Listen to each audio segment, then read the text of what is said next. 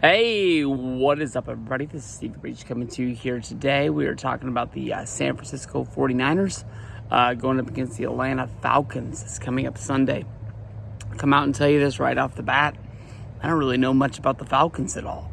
I basically walked into this thinking this was going to be a pretty easy win. But after last Sunday, I mean, this Falcons team, they put up a lot of points. They put up, I believe, 29 against the Rams last week. Was it 31-29? I know that the Niners beat the Rams, but the Rams are still the defending champs. They deserve some respect. They're a team that I think is going to be putting it together a little bit later in the season. But as of right now, they're having to grind out victories, and they really had to grind one out against the Falcons team last week. Falcons beat I believe they're 2-2. They got a win over the Rams. No.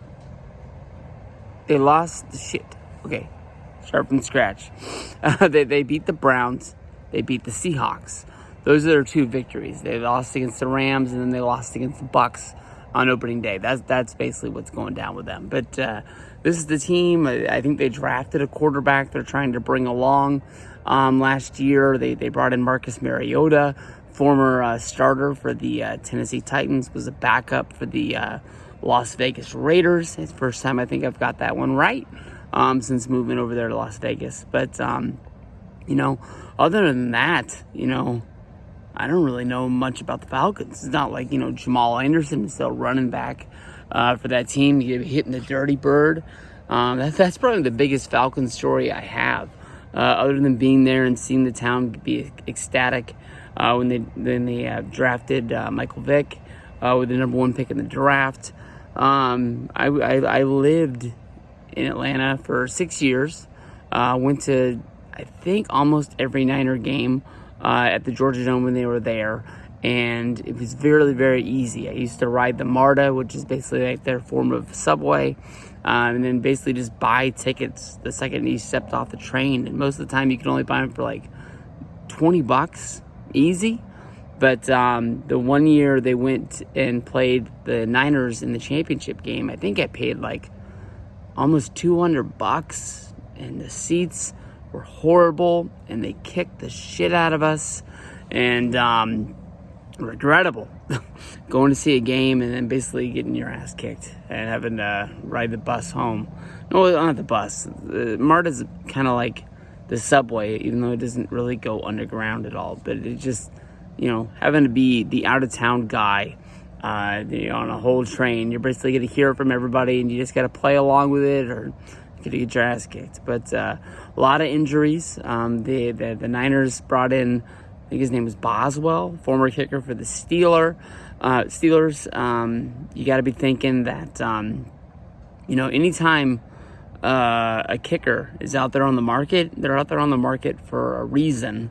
Unless it's like a free agency during the off season. If they're out there without a job, they're out there without a job for a while. They most of the time piss somebody off, not making kicks, and they had to be made an example of. And the fan base just thinks kicking is the easiest job on the team. And if you miss some high clutch situation kicks, they're going to let you go. So Boswell's a name that I do remember from the Steelers, but I don't really know why he's out there. But then again, you think about Robbie Gould. At one time, he got ran out of Chicago. I think he got ran out of the New York Giants before he came to the Niners. And when he came, I thought he was going to be a huge question mark. And for the most part, I think there was a while he was like the MVP guy. He was scoring all the points for the Niners. But that defense is going to be hurting. Bosa is a question mark. Honestly, if it's me, if he is at this point still questionable, I just give him Sunday off. Just call it a day and just hope that the one non-game gets him better on in the future. Because if you're just hanging on to a nagging injury, it's not going to get better during the grind. And even though it's just one game, you much rather have a healthier Bosa near the end of the season than right now. But that's just what we're going with. Niners got to put it together. Hopefully we can have a good game from Garoppolo and Deebo Samuel.